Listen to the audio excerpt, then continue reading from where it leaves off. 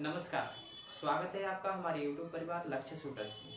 मैं लक्ष्य यागी आप सभी का अपने YouTube परिवार में स्वागत करता हूं। आप लोगों को मैं बता दूं कि हम लोगों के इस YouTube चैनल पे कंटिन्यू मैंने जैसा कहा था आप लोगों को कि प्रत्येक दिन हम लोग वीडियोस का हिस्ट्री बुक से मतलब कह सकते हैं इतिहास का पर डे 2 वीडियोस दिया जाएगा। एक जो होगा सिर्फ वीडियोस रहेगा, दूसरा हमारा लाइव सेशन रहेगा। तो आप लोग हमारे लाइव सेशन में ज़्यादा से ज़्यादा संख्या में जुड़कर हमारे लाइव सेशन को सफल बनाएं। मैं बता दूं अभी मेरा लाइव सेशन जो चलता है 10:30 से लेकर 11:20 के बीच में चलता है। इस बीच में आप कभी भी चाहो किसी भी टाइम चाहो मतलब इस 50 मिनट के अंदर आप कभी भी जुड़ सकते हैं। तो मैं लक्ष्य यागी एक बार फिर से आपका स्वागत करता हूं और ये हमारा जो क्लास है वो 3rd क्लास है। अभी इतिहास का हम लोग 3rd क्लास ले रहे हैं और जैसा कि आप लोगों को पता होगा कि हम लोग वीडियोस 0 से लेकर हीरो लेवल तक इस कंटेंट का नाम रखे हैं। मतलब है कि एकदम हम लोग निम्न स्तर से लेकर हाई स्तर तक ले जाएंगे। उससे पहले जैसे कि आप लोगों को मैं बता दूं ओवरऑल एक बार रिवाइज करा दूं तो मैंने आप लोगों को आदि इतिहास पढ़ा रहा था जिसमें सिंधु सभ्यता की बात किया था। मतलब इस जो अगला वीडियो था उसमें मैंने सिंधु सभ्यता के बारे में बताया था। अभी भी मैं सिंधु सभ्यता पर ही बात करूंगा, लेकिन सिंधु सभ्यता में जो पिछली वीडियोस थी उसमें मैंने चंद हुदड़ों तक बात कर लिया था और मैं उस चंद हुदड़ों से आगे बढ़ूंगा। यानी कि अभी इसका जो वीडियोस मैं पढ़ाने जा रहा हूँ वो चंद हुदड़ों से आगे है, अगले शहर के बारे में है, लेकिन है कौन सी सभ्यता से? सिंधु सभ्यता से। तो मुझे आशा है आप लोगों को मेरा साउंड क्लियर होगा और मेरी जो लिखे हुए कंटेंट है वो अच्छे से दिखाई दे रहा होगा। तो आज की वीडियो शुरू करने से पहले 2 लाइन प्यारी सी बातें कर लेते हैं, उसके बाद 2 लाइन मोटिवेशन कर लेते हैं, उसके बाद ही हम लोग वीडियोस को शुरू करेंगे। मुझे फुर्सत कहाँ कि मैं जमाना देखूं, मुझे फुर्सत कहाँ कि मैं जमाना देखूं, तेरी यादों से निकलूं तब तो जमाना देखूं। और इसी के साथ आज का हम लोग का जो 3rd क्लास है इस 3rd क्लास को स्टार्ट करते हैं। जैसे कि आप लोगों को पता है कि हम लोग जो पिछली क्लास में पढ़े हुए थे ये चंद हुदड़ों के बारे में पढ़ चुके थे। तो आज जो हम लोग लेंगे वो मोहनजोदाड़ो के बारे में पढ़ेंगे या फिर जिसको आप लोग मोहनजोदड़ो के नाम से जानते हैं। प्रेजेंट टाइम में अगर कोई ये पूछता है कि मोहनजोदड़ो है कहाँ पे, ज्यादातर जो भी हड़प्पा सभ्यता के जितने भी पार्ट हैं लगभग आज के पाकिस्तान में पड़े गए। मतलब इस प्रेजेंट टाइम में बात करूं तो पाकिस्तान देश में। तो आगे बढ़ते हैं हम लोग। जो मोहनजोदाड़ो है या फिर मोहनजोदड़ो है, देखिए मोहनजोदाड़ो एक फिल्म भी है, इसी के ऊपर बनाया गया है। तो वो भी हमारा ऐतिहासिक फिल्म है, अगर कभी देखने का इच्छा करता है तो आप लोग जरूर देखिए। इतिहास वाली ज्यादा चीजें देखिए क्योंकि ज्ञान की चीजें देखी जाती है, आजकल तो बेफजूल की तो बहुत सारी चीजें हैं। अब देखिए मोहनजोदड़ो जो है वो हमारी सिंधु नदी के किनारे बसा है। किस नदी के किनारे बसा है? तो सिंधु नदी के किनारे बसा है। इसकी खोज किसने की थी? राखल दास बनर्जी ने इसकी खोज की थी। यानी जो राखल दास बनर्जी थे उन्हीं को हम लोग पूरा श्रेय अपने मोहनजोदड़ो खोजने का या फिर खोजकर्ता का पूरा श्रेय इन्हीं को देते हैं। और ये भी मतलब ये किस नदी के किनारे है? तो सिंधु नदी के किनारे। सिंधु सभ्यता का सबसे बड़ा शहर कौन सा है? मोहनजोदाड़ो या फिर मोहनजोदड़ो जो है सिंधु सभ्यता का सबसे बड़ा शहर है। आपसे सवाल में ऐसे पूछा जा सकता है कि बताओ सिंधु सभ्यता जो थी उसका सबसे बड़ा शहर कौन सा था? तो मोहनजोदाड़ो जो था सबसे बड़ा शहर था। अगले पॉइंट की तरफ बढ़ते हैं। मैंने यहाँ लिखा हुआ है कि यहाँ एक ही जगह पे बहुत सारे लाश पाए गए, इसलिए इस बात से ये हमें जानकारी मिलती है कि शायद वहां पे कभी वार हुआ हो। जैसे मतलब बाहर का कोई व्यक्ति आया हो, बाहर का कोई आता है और यहाँ के लोगों को मार देता है, तो जो मारा मतलब जो मारकाट किया तो भाई वहां पे बहुत सारे लाशें इकट्ठी हो गई। आप लोग जानते ही होंगे कि जहां भी मारकाट हो जाए तो वहां पे सैकड़ों लाशें गिर जाती हैं। और बात यह होता है कि यहाँ की जो लाशें हैं वो व्यवस्थित ढंग से नहीं है। अब ये भी आप सवाल उठा सकते हैं कि सर ये भी तो हो सकता है कि कोई व्यक्ति मर गया तो उसको वहां पे दफना दिया गया हो, लेकिन आपको पता होना चाहिए जब कोई व्यक्ति मरता है तो उसकी लाशों को एक मतलब सीक्वेंस में रखा जाता है। जैसे अगर आप कब्रिस्तान में जाओ तो क्या होगा, जैसे मान लीजिए ये एक लाश हो गया, जैसे होता है ना हर धर्म में अलग अलग तरीके से, फिर एक ये लाश हो गया, फिर एक ये लाश हो गया, ऐसे करके मतलब हम लोग सीक्वेंस में रखते हैं। लेकिन जो हमारे मोहनजोदड़ो है वहां पे लाशें तो पाई गई लेकिन मतलब कह सकते हैं बिना सीक्वेंस की पाई गई, इसलिए उस शहर को हम लोग मृतकों का टीला भी कहते हैं। मृतकों का टीला कहने का मतलब है कि वहां पे जो लाशें थी बहुत अपराध मिली, बहुत मतलब ज्यादा मिली, और वहां पे मतलब ये कह सकते हैं कि बिना अनगिनत लाशें मिली और वो भी सीक्वेंस में नहीं मिली। जैसे कि मैंने आपको पिछले में बताया था कि RS 37 जो था वो कब्रिस्तान था, लेकिन कब्रिस्तान का मतलब भैया वही होता है जहाँ पे एक सीक्वेंस से आपको दिया जाए। मैंने बताया ना कि जैसे ये लाश हो गया, ये लाश हो गया, ये लाश हो गया, फिर ये ऐसा लाश हो गया। तो अगर आपको कोई, जैसे मान लीजिए कि भैया कोई मरता है तो मैं आराम से ऐसे ले जाऊंगा, उसको क्या करूंगा, मिट्टी में ऐसे दफना दूंगा, तो भाई उसका हड्डी तो नहीं टूटना चाहिए ना। लेकिन मोहनजोदाड़ो में जो लाशें मिली थी, जो मृतक के शरीर मिले थे, जो हड्डियां मिली थी, वो किसी का मुंडी टूटा, किसी का हैंड टूटा, किसी का पैर टूटा, ऐसा मिला हुआ था। तो इसलिए मैंने कह दिया कि इसको हम लोग मृतकों का टीला भी कहते हैं। अब दूसरा आगे अगर मैं ले चलूं तो जो हमारे मोहनजोदाड़ो थे, हमारे जो शहर मोहनजोदाड़ो है, उसको हम लोग सिंधु सभ्यता का गलीचा भी कहते हैं। यानी कि हमारे इतिहासकार इसको सिंधु सभ्यता का गलीचा भी कहते हैं। अब गलीचा का मतलब क्या होता है, तो सिंधु सभ्यता का इसको मतलब कह सकते हैं कि गलीचा या फिर बगीचा कहा जाता है। आगे चलते हैं। अब यहाँ पे देखिए अन्नागार मिला है। तो आप लोग कह सकते हैं कि सर पिछली कक्षा में भी जब क्लास ले रहे थे आपने, तो उसमें भी बताया था कि अन्नागार होता है, इसमें भी बता दिए कि अन्नागार होता है। लेकिन मैं आपसे एक नोट करवाने की बात करता हूं कि ये नोट कर लीजिएगा कि जो हमारी हड़प्पा सभ्यता थी या फिर कह लीजिए जो हमारी सिंधु सभ्यता थी, वहां का सबसे बड़ा अन्नागार कौन था? तो हमारे मोहनजोदाड़ो का इमारत जो थी, सबसे बड़ी इमारत कौन सी थी? तो अन्नागार था। और वो भी कहाँ का? मोहनजोदाड़ो का। इतना याद रखना, क्योंकि कभी कभी पूछा जाता है कि आपकी सिंधु सभ्यता जो थी, उस सभ्यता का सबसे बड़ा इमारत कौन सा था? तो यही हमारे मोहनजोदाड़ो का जो अन्नागार था, वो सबसे हमारा बड़ा था। आगे चलते हैं। इसमें क्या पाया गया था? स्नानागार पाया गया था। इसमें हम लोग नहाने वाले स्नानागार, मतलब स्नानागार का मतलब समझ रहे होंगे, इंग्लिश में इसको स्विमिंग पूल का नाम देते हैं। स्विमिंग पूल पाया गया था। अगला अगर मैं आगे आपको पढ़ाऊं तो यहाँ पे क्या पाया गया था? पुरोहित का आवास पाया गया था। पुरोहित का मतलब होता है पंडितों का आवास। यहाँ पे क्या होता था? पंडित का आवास पाया गया था। अब पंडित का आवास का मतलब क्या होता है? जहाँ पे भैया पूजा पाठ कराने वाले रहते हैं, जैसे ब्राह्मण लोग जहाँ पे रहते हैं, उसको हम लोग पुरोहित कहते हैं। ब्राह्मणों को एक पुरोहित कहा जाता है। तो यहाँ पे पुरोहित का रहने का आवास था। जब भैया आपको पता होगा कि जो पुरोहित होते हैं थोड़ा ज्ञानी होते हैं, तो भैया वो लोग हो सकता है कि सभागार भी करते हो, तो इसलिए वहां पे क्या था? सभा करते हो, तो वहां पे सभागार था। ठीक है, यहाँ तक हो गया। अब एक चीज बताइए, जब सभागार था तो वहां पे बहुत सारे लोग आएंगे कि कम लोग आएंगे? तो आप कहेंगे सर ज्यादा लोग आएंगे। तो जब ज्यादा लोग आएंगे तो वहां की सड़क कैसी होगी भैया? चौड़ी सड़क होगी। फिर यहीं पे हम लोग तांबे का ढेर भी पाते हैं। तांबे का ढेर का मतलब एक जगह बहुत सारा तांबा पाते हैं, इसलिए मैंने इसको कह दिया तांबे का ढेर। फिर आगे मैंने चलो तो यहाँ पे काशी की नृत्य की पाई गई। काशी का नृत्य का करने का मतलब है काशी का नचनिया पाई गई। नचनिया थी, मतलब कह सकते एक मूर्ति था, प्रतिमा था जो कि काशी का था, उसी को हम लोग कह दिए कि काशी का नृत्य की पाई गई। यहाँ पे पशुपति शिव की भी प्रतिमा पाई गई। प्रतिमा का हिंदी भैया होता है फोटो, और इसको इंग्लिश में आप लोग कह देते हो इमेज या फिर पिक्चर। ठीक है, अब आगे आते हैं। सिंधु सभ्यता का ही अगला शहर हमारा था रोपड़। रोपड़ जो था सतलज नदी के किनारे था। ध्यान से सुनना मेरी बातों को, मैं सतलुज नहीं बोला हूं बल्कि सतलज नदी बोला हूं। सतलज नदी के क्या था? ये किनारे पर था। इसकी खोज किसने की थी? अज्ञदत्त शर्मा ने इसकी खोज की थी। अज्ञदत्त शर्मा जो थे उन्होंने इसकी खोज की थी। अब आते हैं कि आखिर भैया जैसे मान लीजिए रोपड़ था, तो रोपड़ में आदमी के साथ साथ जानवरों को भी दफना दिया जाता था। जैसे मैं अगर आपको इसका एग्जांपल दूं तो कोई व्यक्ति है, जैसे मान लीजिए ये व्यक्ति हो गया, और इन्होंने क्या किया था? एक कुत्ता पाल कर रखा था।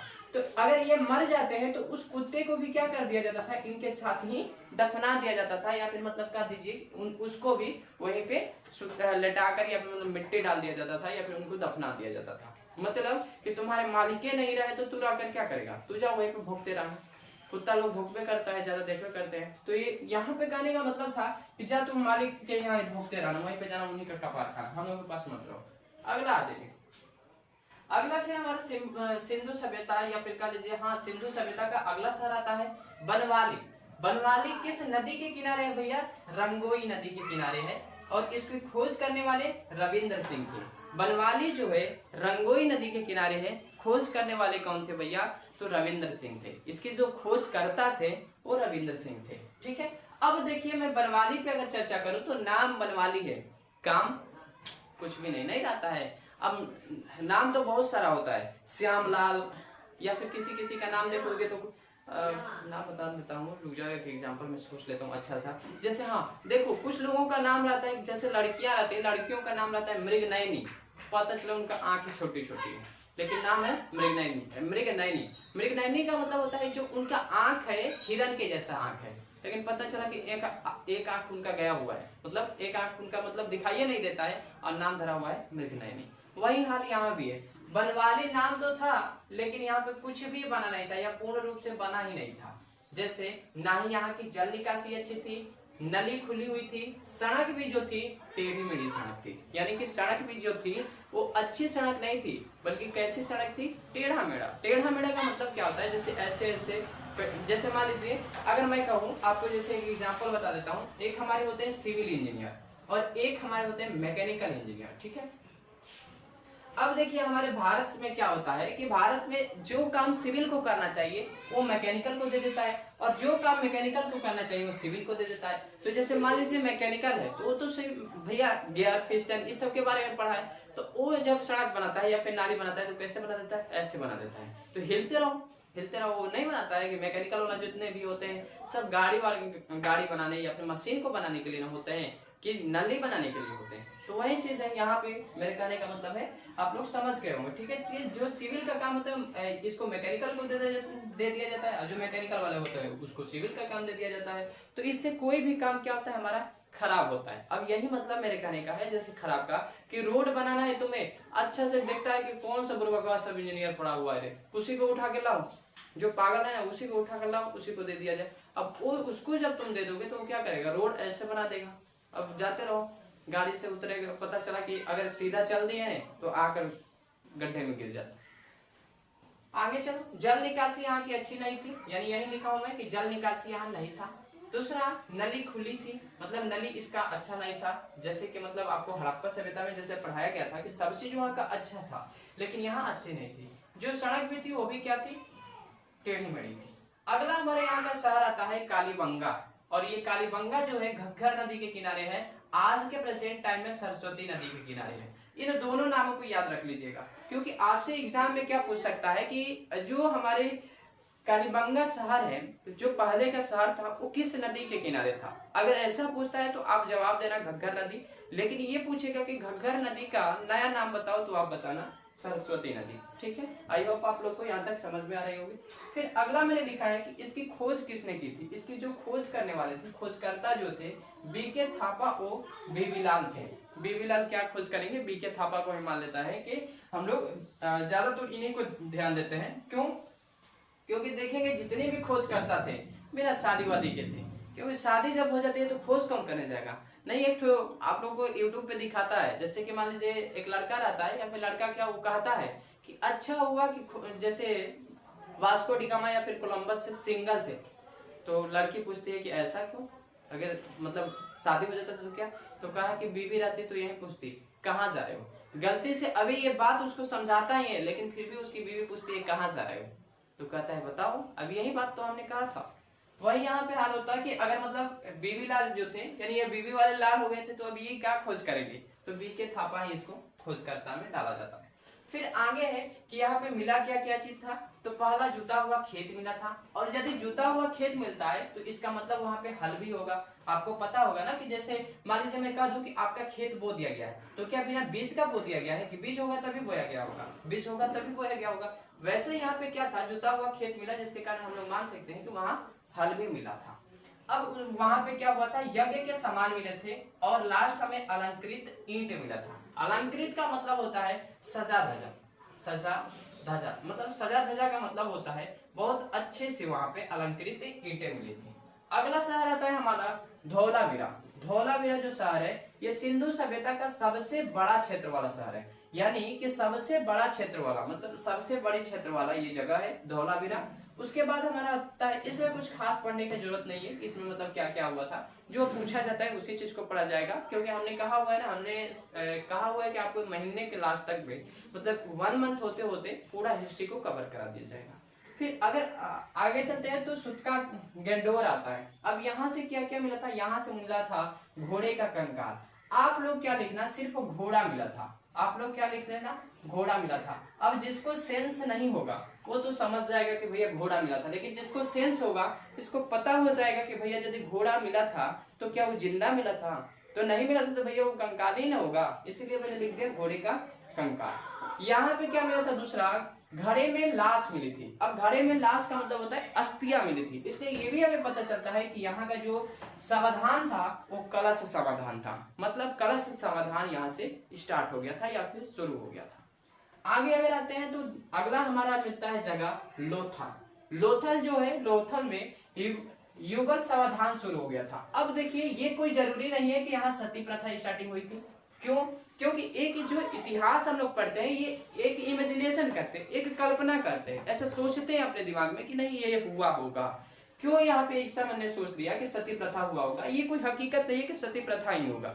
ये भी तो हो सकता है कि एक बाप को क्या उसके बेटे के साथ एक ही मतलब कब्र में लेटा दिया गया हो, सॉरी बेटी नहीं, बेटे के साथ, ठीक है, ये भी तो हो सकता है। ये कोई जरूरी थोड़ा ना है कि युगल समाधान में सती प्रथा ही होगा, मतलब हस्बैंड वाइफ को ही लेटाया जाएगा, नहीं।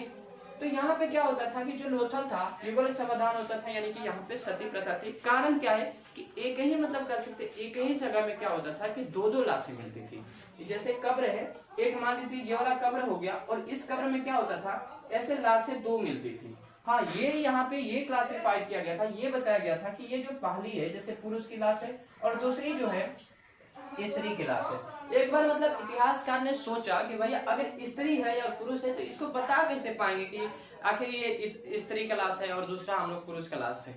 हम लोगों ने पूछने की कोशिश की तो उन्होंने कहा कि अगर एक सीख ले लीजिए, सीख होता है ना आप लोग के झाड़ू वगैरह का सीख, अगर कान में डालते हैं बाहर से निकल जाता है, मतलब समझ जाइएगा कि वो स्त्री है। ये कैसे हो सकता है, पॉसिबल कैसे है, ये पॉसिबल ही नहीं है। हाँ, ये चीज है यहाँ पे मेरे मतलब हिसाब से हम ये कह सकते हैं कि हो सकता है कि लड़कियों की जो मिनिमम हाइट होती है वो पुरुषों की अपेक्षा कम होती है, तो ये कह सकते हैं कि जो हाइट कम होगी वो स्त्री की होगी और जो हाइट ज्यादा होगा वो पुरुषों का होगा।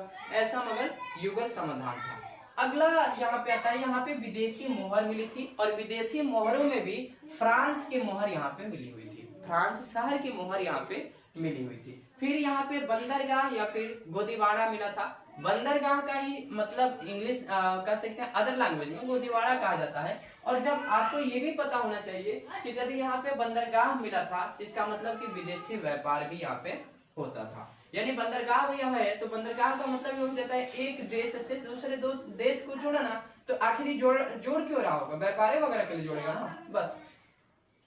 यहाँ पे जो मोहर मिली हुई थी सेलखड़िया की बनी थी। किस चीज की बनी थी, सेलखड़िया की बनी थी। और जो सिक्के थे टेराकोटा के बने थे। किस चीज का सिक्का बना था, टेराकोटा का।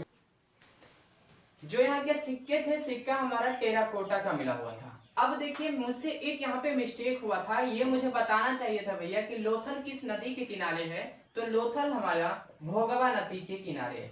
आपसे मेरा एक रिक्वेस्ट रहेगा, ये मैंने भोगवा लिखा है वह लिखा है, ठीक है। आपसे मेरा एक रिक्वेस्ट रहेगा कि जो भी मैंने शहर बताया, जो भी मैंने जगह बताया, उसके 3 चीज याद रख लेना भैया। एक तो उसका, जैसे मान लीजिए जो भी शहर बता रहा हूँ उसका नाम, दूसरा किस नदी के किनारे है ये, और तीसरा खोजकर्ता, ये सख्त याद कर लेना। ये मेरा आपसे रिक्वेस्ट है, आपसे अनुरोध है, ठीक है। अब देखिए मैंने नोट में कुछ पॉइंटें लिखी हैं। इसके नोट में मैंने सबसे पहला पॉइंट लिखा है कि सबसे ज्यादा शहर हमारे कहाँ पे मिले हुए थे, पंजाब में मिले थे। सबसे अधिक शहर कहाँ पे मिला था भैया, पंजाब में मिला था। और दूसरा मैंने लिखा हुआ है कि सभ्यता का पालना किसे कहा जाता है, एशिया को कहा जाता है। सवाल यहाँ से उठता है आपका कि आखिर एशिया को ही हम लोग सभ्यता का पालना क्यों कहते हैं, तो एशिया का जो हिंदी होगा भैया, हिंदी बता रहा हूं, वो आंसू शब्द से निकला है। और आंसू अपने आप में, आंसू का मतलब ही होता है पालना, इसीलिए इसको हम लोग क्या कहते हैं, सभ्यता का पालना कहा दिया जाता है। आई होप आप लोग को यहाँ तक वीडियोस अच्छे से समझ में आ गया होगा।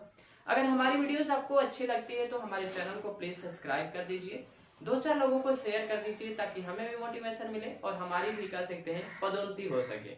अगर आप लोग ऐसा करते हैं हमें मोटिवेशन मिलेगा। हम लोग कोशिश करेंगे कि आपको ज्यादा से ज्यादा और भी बेहतर एजुकेशन प्रोवाइड किया जाए। जैसे मेरे कहने का मतलब है कि इससे भी बेटर हम लोग देने की कोशिश करेंगे। मैं आपके साथ कोई हो या ना हो, मैं लक्ष्य यागी आपके साथ हमेशा हूँ।